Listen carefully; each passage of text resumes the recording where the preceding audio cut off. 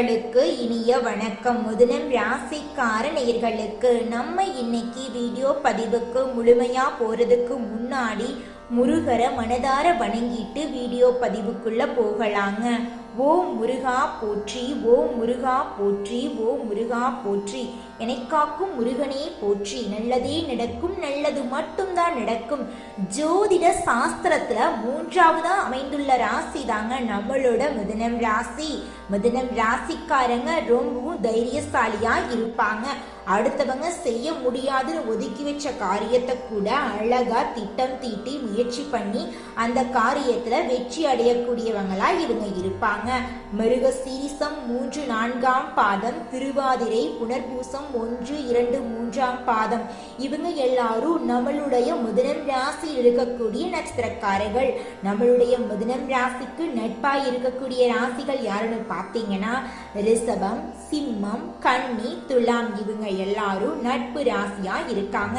இவங்களை பொறுத்த வரைக்கும் தன்னுடைய வாழ்க்கையில 1000 கஷ்டம் வந்தாலும் அதை பத்தி துளி கூட கவலைப்பட மாட்டாங்க. ஆனா நெருங்கிய உறவுகளுக்கு ஒரு கஷ்டம் வருதுன்னு வச்சுக்கங்க, ஓடி போய் உதவி செய்யக்கூடியவங்களா இவங்க இருப்பாங்க. இவங்க உரி விலகாத அம்பு போல குறிக்கோள் தவறாம வாழ்ந்துகிட்டு இருப்பாங்க. தன்னுடைய வாழ்க்கையில ஒரு குறிக்கோளை பிக்ஸ் பண்ணிட்டு அந்த குறிக்கோளை அடையிறதுக்காக இரவு பகல் உறங்காம உழைச்சுக்கிட்டே இருப்பாங்க. மிதுனம் ராசிக்காரர்களே, உங்களோட தளவிதி நீங்க பேசக்கூடிய வார்த்தைகளால எழுதப்பட்டதுங்க. மிதுனம் ராசியினர் நல்ல வார்த்தைகளை பேசினா போதுங்க. எந்த சூழ்நிலையிலும் போய் பேசாதீங்க. அது ஒட்டுமொத்த தலை விதியையும் மாத்திருங்க. பேச்சாலதான் உங்களுக்கு உயர்வு வருங்க. நல்ல வார்த்தைகளை பேசினா நல்லதே நடக்குங்க. நம்மளுடைய மிதுனம் ராசிக்காரங்க எப்போதுமே மற்றவர்களுக்காகவே சிந்திப்பாங்க. காகம் தனக்கு கிடைத்த உணவை மற்ற காகங்களை அழைச்சு பகிர்ந்து உண்பது மாதிரிங்க நம்மளோட மிதுனம் ராசிக்காரங்க தனக்கு வரக்கூடிய வாய்ப்புகளை மற்றவங்களுக்கு கொடுத்துட்டு சும்மா இருப்பாங்க. ஆனா இவங்களிடம் வாய்ப்பை பயன்படுத்தி இவங்க பின்னால இவங்களை பத்தியே தவறா பேசுவாங்க. மிதுனம் ராசியில பிறந்தவங்க சிறு வயதுல கல்வியால உயர்வை அடைவாங்க. நடுத்தர வயதுல நுண்ணறிவால செல்வத்தை சேர்ப்பாங்க. கலை, வணிகம், நுண்தொழில், கணக்கியல், வழக்கறிஞர், ஆசிரியர், ஊடகம் போன்ற துறைகள்ல இவங்களுக்கு அதீத வளர்ச்சி தருங்க. இவங்க சொன்ன சொல்ல காப்பாத்துறதுல உயிரையும் பணைய வைப்பாங்க. ஆனா இவருடைய மனதுல எப்போதுமே ஒரு குழப்பம் இருந்துகிட்டே இருக்குங்க. மிதுனம் ராசிக்காரர்களே, இந்த மாதம் கிரக நிலை எப்படி இருக்குன்னு பார்க்கலாங்க. ராசியில புதன் பகவான், குரு பகவான், சுக்கிர பகவான் இருக்காருங்க.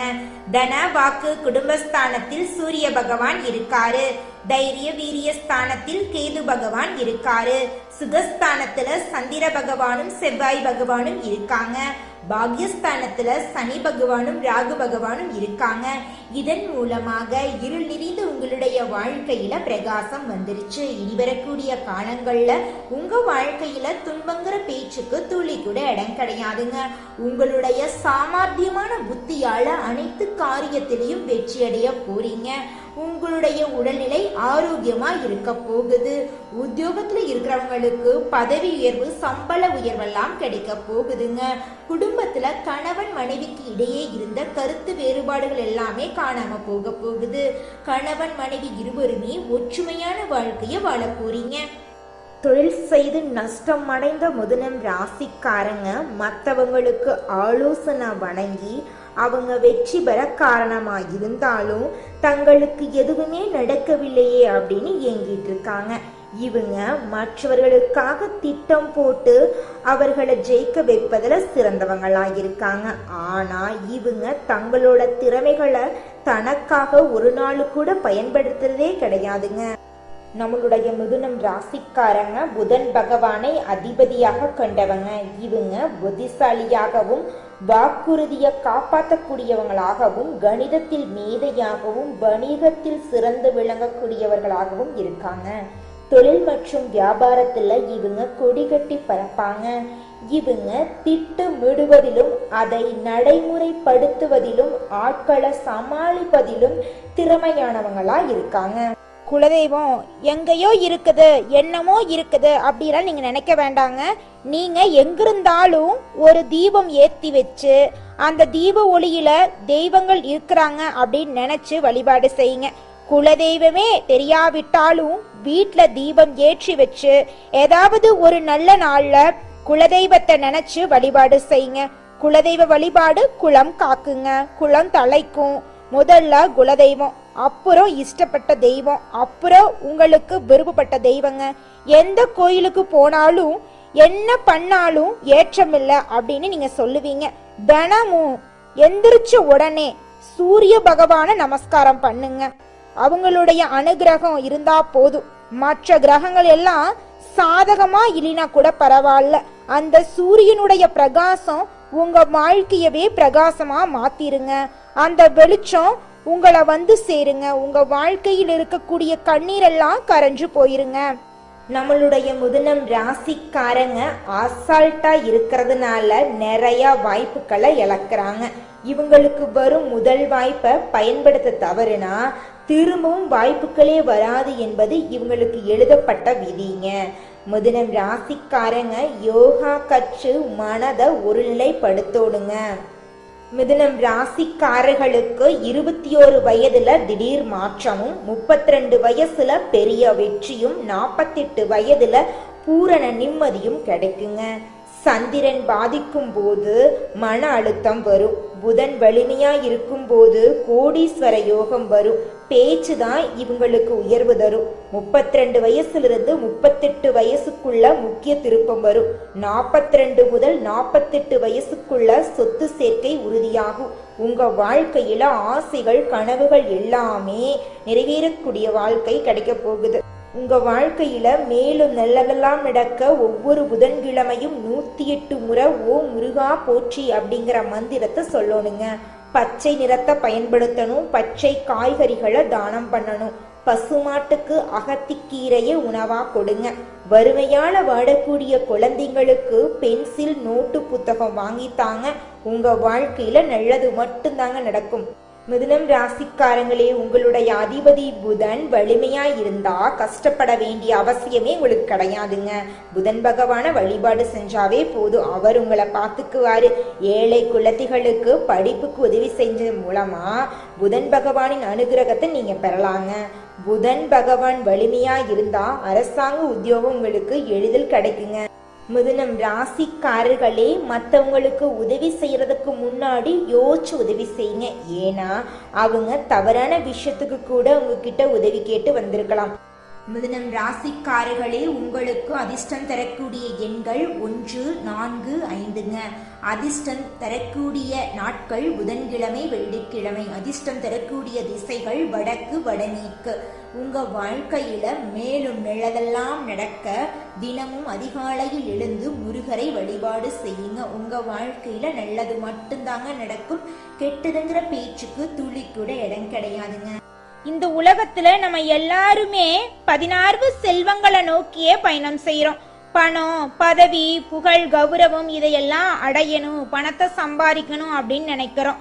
இந்த 16 செல்வங்களும் நாம் நினைக்கும் சம்பாதியும் கிடைக்கணும் அப்படின்னா பக்தி அவசியங்க. வயதுல பெரியவங்க பணம், பாசம், தொழில் மீது பக்தி நம்பிக்கையோட ஒரு காரியத்தை செஞ்சாங்கன்னா அந்த விஷயத்துல நிச்சயமா வெற்றி கிடைக்குங்க. நம்ம வாழ்க்கையில சின்ன சின்ன தவறு செய்யறது வழக்கம்தாங்க. எந்த ஒரு விஷயத்தையும் தொடர்ந்து செய்யாத இருக்கிறது நம்மளோட முதல் தவறுங்க. புத்தாண்டு அன்னைக்கு, பிறந்தநாள் அன்னைக்கு நம்ம ஒரு சபதம் எடுக்கிறோம். அதை முழுமையா நிறைவேற்ற முடியாம போறதுனால பக்திக்கு விடை கிடைக்காம போகுதுங்க. எதை நினைக்கிறோமோ அதை நடக்க வேண்டும்னா நம்ம ஒரு காரியத்தை மனசுல வச்சு அதற்காக தொடர்ந்து முயற்சி பண்ணணும். கடவுளை வழிபாடு செய்யணும். நம்பிக்கைக்கு மோசடி செய்யக்கூடாதுங்க.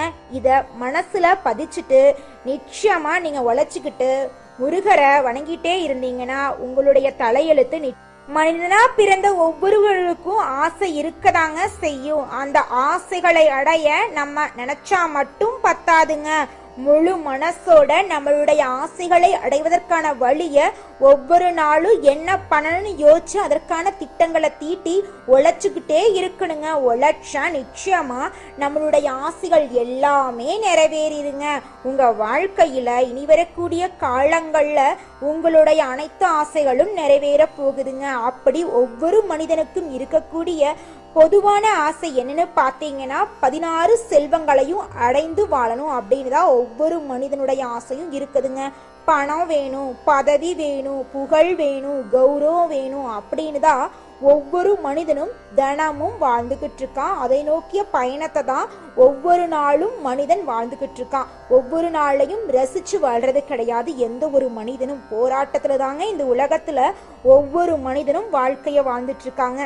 நீங்க இந்த மாதம் செய்யக்கூடிய பரிகாரம் என்ன பார்த்தீங்கன்னா, பண வீழ்ச்சி உங்க வாழ்க்கையில இருக்குது அப்படின்னா நீங்க செய்யக்கூடிய பரிகாரம் என்னன்னா, புதன்கிழமைகள்ல காயத்ரி மந்திரத்தை 108 முறை சொல்லிட்டு வாங்க.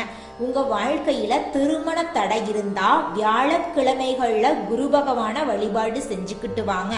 குரு பகவானுக்கு ஹோமம் நடத்துறது இன்னும் சிறப்புங்க. வியாழக்கிழமைகள்ல மஞ்சள் எடுத்து அதிகம் பயன்படுத்துங்க. மங்களகரமான மஞ்சள் பொருட்களை தானம் கொடுங்க. தினமும் நெத்தியில மஞ்சளிட்டு கொள்ளுங்க.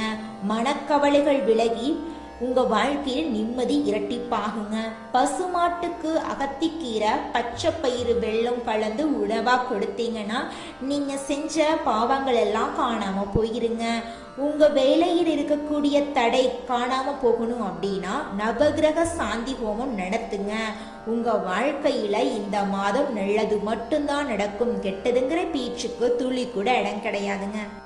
மிதுனம் ராசிக்காரர்களே, புதன் பகவான் உங்களுக்கு கொடுத்த வரம் 2 இருக்குதுங்க. வாக்கு 1, புக்தி 1. இந்த 2 வரத்தையும் ஒழுங்கா பயன்படுத்தினா போதுங்க. யாருமே தடுக்க முடியாத வளர்ச்சியை நீங்க வாழ்க்கையில அடைவீங்க. உங்களோட புத்திய உங்களுக்காக பயன்படுத்துங்க. உயர்வை நோக்கி பயணம் செய்யுங்க. நல்லதே நடக்குங்க. நல்லது மட்டும்தாங்க நடக்கும். ஆடி மாதம் அம்மன் வழிபாட்டுக்கு உகந்த மாதமா இருக்குதுங்க. இந்த மாதத்துல திருமணம் போன்ற சுபகாரியங்கள்ல நிறுத்திட்டு தெய்வத்திற்காக அர்ப்பணம் செய்யணுங்க. குலதெய்வத்தை வழிபாடு செய்யறது ரொம்பவும் முக்கியங்க.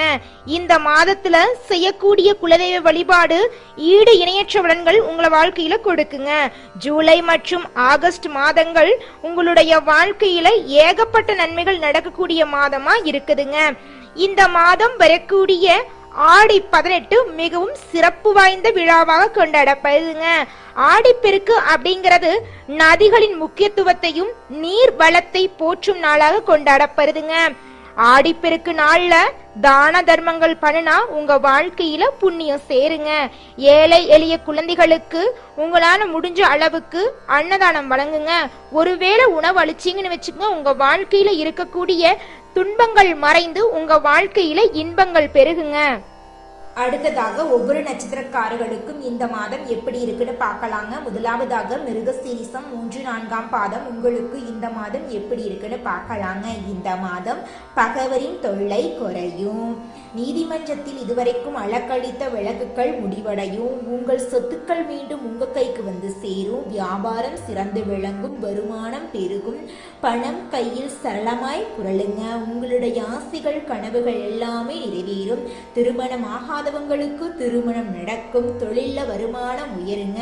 உங்க வாழ்க்கையே அழகா இருக்குங்க. உங்க வாழ்க்கையில இனி வரக்கூடிய காலங்கள்ல துன்பம் அப்படிங்கிற பேச்சுக்கு துளி கூட இடம் கிடையாதுங்க. நிம்மதியான சந்தோஷமான ஆரோக்கியமான வாழ்க்கையை நீங்க வாழ போறீங்க. அடுத்ததாக மிதுனம் ராசி எடுக்கக்கூடிய நட்சத்திரம் திருவாதிரை. உங்களுக்கு இந்த மாதம் எப்படி இருக்குன்னு பார்க்கலாங்க. இந்த மாதம் சிலர் தங்களோட வசிப்பிடங்களை மாத்துவீங்க. அடிக்கடி வீடு மாறுவீங்க. பயணங்களின் போது கவனமா இருக்கிறது அவசியங்க. பயணத்தின் போது கைப்பொருள் தொலைந்து போக நேரிடுங்க, கொஞ்சம் பார்த்து கவனமா இருந்துக்கோணுங்க. திருமணம் ஆகாதவங்களுக்கு திருமணம் நடக்கும். குழந்தை பாக்கியம் இல்லாதவங்களுக்கு குழந்தை பாக்கியம் கிடைக்கும். பூர்வீக சொத்துக்கள் ரீதியாக இருந்த பிரச்சனைகளுக்கு தீர்வு கிடைக்கக்கூடிய மாதமா உங்களுக்கு இந்த மாதம் இருக்குதுங்க. உங்களுடைய கனவுகள் எல்லாமே நிறைவேற போகுதுங்க. உங்க வாழ்க்கையில இது நாள் வரைக்கும் இருந்த தடைகள் தாமதங்கள் எல்லாமே காணாம போகக்கூடிய மாதமா உங்களுக்கு இந்த மாதம் அமைஞ்சிருக்குதுங்க. அடுத்ததாக நம்மளுடைய மிதுனம் ராசி இருக்கக்கூடிய நட்சத்திரம் புனர்பூசம் 1, 2, 3ஆம் பாதம். உங்களுக்கு இந்த மாதம் எப்படி இருக்குன்னு பார்க்கலாங்க. இந்த மாதம் கணக்கு வழக்குகளை சரியா வச்சுக்கலைன்னா அரசாங்கத்தால உங்களுக்கு தொல்லை வருங்க, கொஞ்சம் பார்த்து கவனமா இருந்துக்கோங்க. உத்தியோகத்தில் இருக்கிறவங்களுக்கு சம்பள உயர்வு பதவி உயர்வெல்லாம் கிடைக்க போகுதுங்க. உங்க வாழ்க்கையில மேலும் நல்லதெல்லாம் நடக்க மிதுனம் ராசிக்கார நேயர்களே நீங்க செய்யக்கூடிய பரிகாரம் என்ன பார்த்தீங்கன்னா, பெருமாளை புதன்கிழமைகள்ல வழிபாடு செய்யுங்க. திருமண தடை நீங்குங்க, குடும்பத்துல சுபிட்சம் உண்டாகுங்க. நல்லதே நடக்கும், நல்லது மட்டும்தான் நடக்கும். நன்றி, வணக்கம்.